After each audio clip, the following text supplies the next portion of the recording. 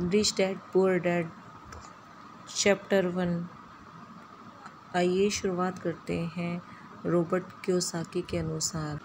वो कहते हैं, मेरे 2 डैडी थे, एक अमीर और दूसरा गरीब। एक बहुत पढ़े लिखे थे और समझदार थे। वे PhD थे। उन्होंने अपने 4 साल के अंडर ग्रेजुएट कोर्स को 2 साल से कम समय में कर लिया था। इसके बाद वे आगे पढ़ने के लिए Stanford university, university of Chicago और नॉर्थ वेस्टर्न यूनिवर्सिटी गए, और यह सब उन्होंने पूरी तरह से स्कॉलरशिप के सहारे ही किया। मेरे दूसरे डैडी 8वीं से आगे नहीं पढ़े थे। दोनों ही अपने करियर में सफल थे। दोनों ने ज़िंदगी भर कड़ी मेहनत की थी। दोनों ने ही काफ़ी पैसा कमाया था, परंतु उनमें से एक पूरी ज़िंदगी पैसे के लिए परेशान होता रहा। दूसरा हवाई के सबसे अमीर व्यक्तियों में से एक बन गया। एक के मरने पर उसके परिवार, चर्च और ज़रूरतमंदों को करोड़ों डॉलर की दौलत मिली। दूसरा अपने पीछे खर्च छोड़कर मरा। मेरे दोनों डैडी इरादे के पक्के, चमत्कारी और प्रभावशील थे। दोनों ने मुझे सलाह दी, परंतु उनकी सलाह एक सी नहीं थी। दोनों ही शिक्षा पर बहुत जोर देते थे, परंतु उनके द्वारा सुझाए गए पढ़ाई के विषय अलग अलग थे। अगर मेरे पास केवल एक ही डैडी होते तो मैं या तो उनकी सलाह मान लेता या फिर ठुकरा देता।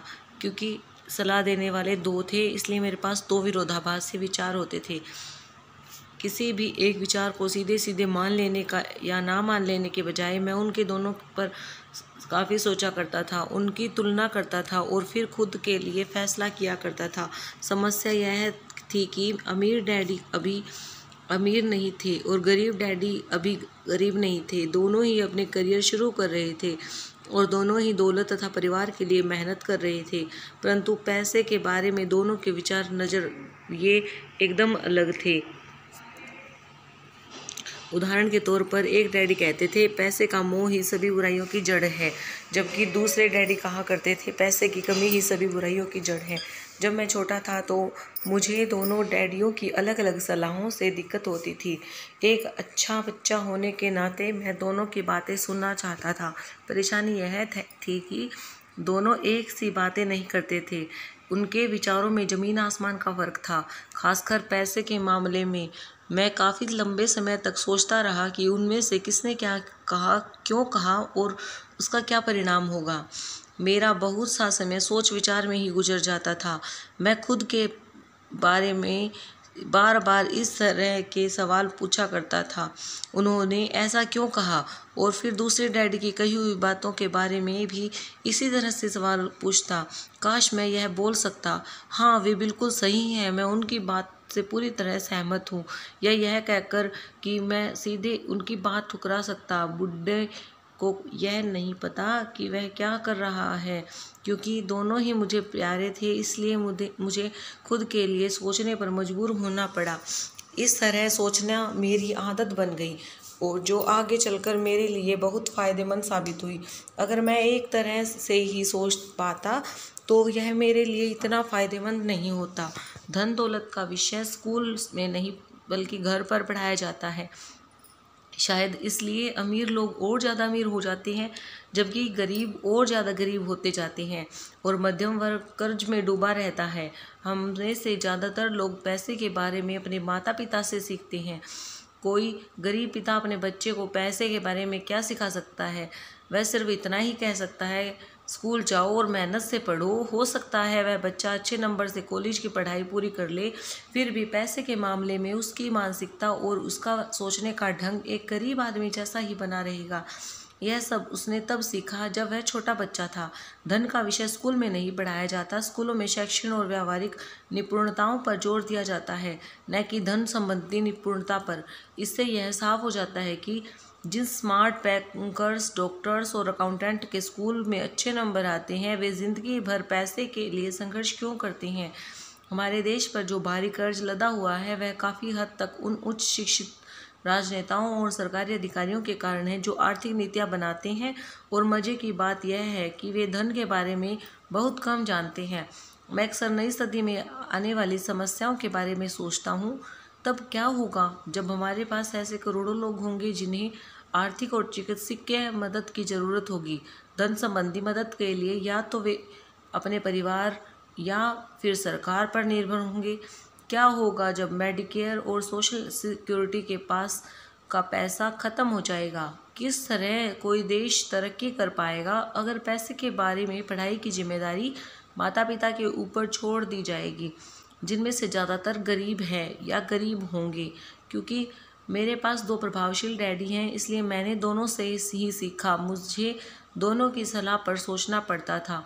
इस तरह ये सोचते सोचते मैंने यह भी जान लिया कि किसी व्यक्ति के विचार उसकी ज़िंदगी पर कितना ज़बरदस्त प्रभाव डाल सकते हैं। उदाहरण के तौर पर एक डैडी को यह कहने की आदत थी, मैं इसे नहीं खरीद सकता। दूसरे डैडी इन शब्दों के इस्तेमाल से चिढ़ते थे।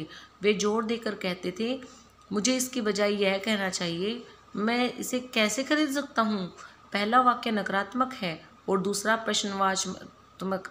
एक में बात खत्म हो जाती है और दूसरे में आप सोचने के लिए मजबूर हो जाते हैं। मेरे जल्द से ही अमीर बनने वाले डैडी ने मुझे समझाया कि जब हम कहते हैं मैं इसे नहीं खरीद सकता, तो हमारा दिमाग काम करना बंद कर देता है। इसके बजाय जब हम यह सवाल पूछते हैं मैं इसे कैसे खरीद सकता हूँ, तो हमारा दिमाग काम करने लगता है। और उनका यह मतलब नहीं था कि आप जिस चीज़ पर दिल आ जाए उसे खरीद ही लें। वे लगभग दीवानगी की हद तक अपने दिमाग को कसरत करवाना चाहते थे, क्योंकि उनके ख्याल से दिमाग दुनिया का सबसे ताकतवर कंप्यूटर है। मेरा दिमाग हर रोज़ तेज होता जाता है क्योंकि मैं इसकी कसरत करता रहता हूँ। यह जितना तेज होता जाता है, मैं इसकी मदद से उतना ही ज़्यादा पैसा कमा सकता हूँ। उनका मानना था कि मैं इसे नहीं खरीद सकता कहना दिमाग की आलसी की पहचान है। हालांकि दोनों ही डैडी अपने काम में कड़ी मेहनत करते थे, परंतु मैंने देखा कि पैसे के मामले में एक डैडी की आदत यह थी कि वे अपने दिमाग को सुला देते थे और दूसरे डैडी अपने दिमाग को लगातार कसरत करवाते रहते थे। उसका दीर्घकालीन परिणाम यह हुआ कि एक डैडी आर्थिक रूप से बहुत अमीर होते चले गए, जबकि दूसरे डैडी लगातार कमज़ोर होते गए। इसे इस तरह से समझें कि एक व्यक्ति हर रोज़ कसरत करने के लिए जिम जाता है, जबकि दूसरा व्यक्ति अपने सोफे पर बैठकर टीवी देखता रहता है। शरीर को सही कसरत से आप ज़्यादा तंदुरुस्त हो सकते हैं और दिमाग की सही कसरत से आप ज़्यादा अमीर हो सकते हैं। आलस्य से स्वास्थ्य और धन दोनों का नुकसान होता है। मेरे दोनों डैडियों की विचारधारा में ज़मीन आसमान का अंतर था। एक डैडी की सोच थी कि अमीरों को ज़्यादा टैक्स देना चाहिए ताकि बेचारे गरीबों को ज़्यादा फ़ायदा मिल सके, जबकि दूसरे डैडी कहते थे टैक्स उन लोगों को सजा देता है जो उत्पादन करते हैं और उन लोगों को इनाम देता है जो उत्पादन नहीं करते हैं। एक डैडी सिखाते थे मेहनत से पढ़ो ताकि तुम्हें किसी अच्छी कंपनी में नौकरी मिल जाए, जबकि दूसरे डैडी की सीख यह थी मेहनत से पढ़ो ताकि तुम्हें किसी अच्छी कंपनी को खरीदने का मौका मिल जाए। एक डैडी कहते थे मैं इसलिए अमीर नहीं हूँ क्योंकि मुझे बाल बच्चों को पालना पड़ता है। दूसरे डैडी कहते थे मुझे इसलिए अमीर बनना है क्योंकि मुझे बाल बच्चों को पालना है। एक डैडी डिनर की टेबल पर पैसे और बिजनेस के बारे में बातें करने के लिए हमेशा प्रोत्साहित करते थे। दूसरे डैडी भोजन करते समय पैसे की बात करने के लिए मना करते थे। एक का कहना था जहाँ पैसे का सवाल हो सुरक्षित कदम उठाओ, खतरा मत उठाओ। दूसरे का कहना था खतरों का सामना करना सीखो। एक का मानना था हमारा घर ही हमारा सबसे बड़ा निवेश और हमारी सबसे बड़ी संपत्ति है। दूसरे का मानना था मेरा घर मेरा दायित्व और अगर आपका घर आपकी नज़र में आपकी सबसे बड़ा निवेश है तो आप गलत हैं। दोनों ही डैडी अपने बिल समय चुकाते समय थे, परंतु उनमें से एक सबसे पहले अपने बिल चुकाता था जबकि दूसरा आखिरी में। एक दिन डैडी का यह मानना था कि कंपनी या सरकार को आपका ध्यान रखना चाहिए और आपकी ज़रूरतों को पूरा करना चाहिए। वे हमेशा तनख्वाह में बढ़ोतरी, रिटायरमेंट योजनाओं, मेडिकल लाभ, बीमारी की छुट्टी, छुट्टियों के दिन और बाकी सुविधाओं के बारे में चिंतित रहते थे। वे अपने 2 चाचाओं से बहुत प्रभावित थे जो सेना में चले गए थे और 20 साल के सक्रिय जीवन के बाद उन्होंने अपनी रिटायरमेंट और जीवन भर के आराम का इंतजाम कर लिया था। वे मेडिकल लाभ के विचार को पसंद करते थे और सेना द्वारा अपने रिटायर कर्मचारियों को दी जा रही सुविधाओं की तारीफ करते थे। उन्हें विश्वविद्यालयों का टेन्योर सिस्टम भी काफ़ी पसंद था। कई बार नौकरी से आजीवन मिल रही सुरक्षा और नौकरी के लाभ नौकरी से ज़्यादा महत्वपूर्ण हो जाते हैं। वे अक्सर यह कहते थे मैंने सरकार के लिए बहुत मेहनत से काम किया है और इसके बदले में मुझे ये लाभ मिलने चाहिए। दूसरे डैडी पूरी तरह से आर्थिक स्वावलंबन में विश्वास करते थे। वे सुविधाभोगी मानसिकताओं के विरोधी थे। वे यह मानते थे इस तरह की मानसिकता लोगों को कमज़ोर और आर्थिक रूप से ज़रूरतमंद बनाती है। उनका दृढ़ विश्वास था कि आदमी को आर्थिक रूप से सक्षम होना चाहिए। एक डैडी कुछ डॉलर बचाने के लिए परेशान रहते, दूसरे डैडी एक के बाद एक निवेश करते रहे। एक डैडी ने मुझे बताया कि अच्छी नौकरी तलाशने के लिए अच्छा सा बायोडाटा तैयार कैसे किया जाए। दूसरे ने मुझे यह सिखाया कि कैसे मजबूत व्यावसायिक और वित्तीय योजनाएं लिखी जाए जिससे मैं नौकरियां दे सकूं। दो प्रभावशाली डैडियों के साथ रहने के कारण मुझे यह विश्लेषण करने का मौका मिला कि उनके विचारों का उनके जीवन पर कितना प्रभाव हो रहा है। मैंने पाया कि दरअसल लोग अपने विचारों से ही अपने जीवन को दिशा देते हैं। उदाहरण के तौर पर मेरे गरीब डैडी हमेशा कहते थे मैं कभी अमीर बन पाऊंगा, और उनकी यह भविष्यवाणी सही साबित हुई। दूसरी तरफ मेरे अमीर डैडी हमेशा खुद को अमीर समझते थे। वे इस तरह की बातें करते थे, मैं अमीर हूँ और अमीर लोग ऐसा नहीं करते। एक बड़े आर्थिक झटके के बाद जब वे दिवालियापन की कगार पर थे, तब भी वे खुद को अमीर आदमी ही कहते रहे। वे अपने समर्थन में यह कहते, गरीब होने और पैसा न होने में फ़र्क होता है। पैसा पास में न होना अस्थायी होता है, जबकि गरीबी स्थायी है। मेरे गरीब डैडी यह कहते थे, मेरे पैसे में कोई रुचि नहीं है या पैसा महत्वपूर्ण नहीं है। मेरे अमीर डैडी हमेशा कहते थे, पैसे में बहुत ताकत है। हो सकता है हमारे विचारों की ताकत को भी मापा ना जा सके या फिर उन्हें पूरी तरह से समझा ना जा सके। फिर भी बचपन में ही मैं यह समझ गया था कि हमें अपने विचारों पर ध्यान देना चाहिए और अपनी अभिव्यक्ति पर भी। मैंने देखा कि मेरे गरीब डैडी इसलिए गरीब नहीं थे क्योंकि वे कम कमाते थे, बस इसलिए गरीब थे क्योंकि उनके विचार और काम गरीबियों की तरह थे। दो डैडी होने के कारण बचपन से ही मैं इस बारे में बहुत सावधान हो चला था कि मैं किस तरह की विचारधारा अपनाऊं। मैं किसकी बात मानूं, अपने अमीर डैडी की या अपने गरीब डैडी की। हालांकि दोनों ही शिक्षा और ज्ञान को बहुत महत्वपूर्ण मानते थे, परंतु क्या सीखा जाए इस बारे में दोनों की राय अलग अलग थी। एक चाहते थे कि मैं पढ़ाई में कड़ी मेहनत करूं, डिग्री लूं और पैसे कमाने के लिए अच्छी सी नौकरी ढूंढ लूं। वे चाहते थे मैं एक पेशेवर अधिकारी, वकील या अकाउंटेंट बन जाऊं या एमबीए कर लूं। दूसरे डैडी मुझे प्रोत्साहित करते थे कि मैं अमीर बनने का रहस्य सीख लूं, यह समझ लूं पैसा किस तरह काम करता है और यह जान लूं इससे अपने लिए कैसे काम लिया जाता है। मैं पैसे के लिए काम नहीं करता, इन शब्दों का वो बार बार दोहराया करते थे। पैसा मेरे लिए काम करता है। 9 वर्ष की उम्र में मैंने ये फैसला लिया कि पैसे के बारे में मैं अपने अमीर डैडी की बात सुनूंगा और उनसे सीखूंगा। यह फैसला करने का मतलब था अपने गरीब डैडी की बातों पर ध्यान न देना। हालांकि उनके पास कॉलेज की बहुत सारी डिग्रियां थी जो मेरे अमीर डैडी के पास नहीं थी।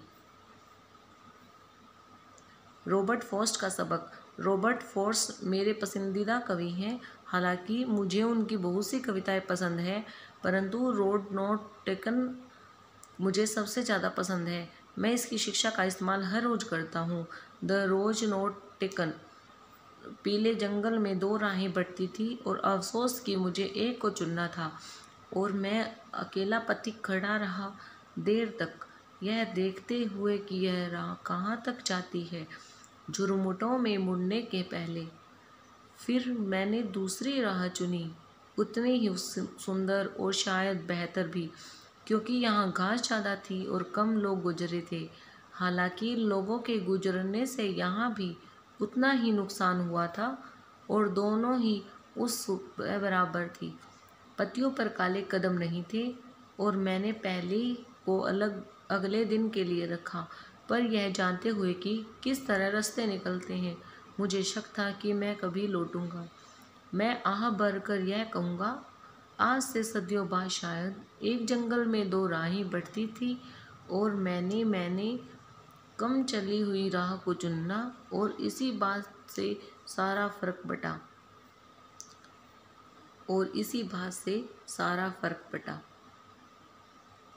बहुत समय गुजरा चुका है, पर मैं अब भी अक्सर रॉबर्ट फ्रॉस्ट की कविताओं पर चिंतन करता रहता हूँ। पैसे के बारे में अपने पढ़े लिखे डैडी की सलाह और नज़रिए को न सुनने का मेरा फैसला दुखद था, परंतु यह एक ऐसा फैसला था जिसने मेरी ज़िंदगी की दिशा तय कर दी।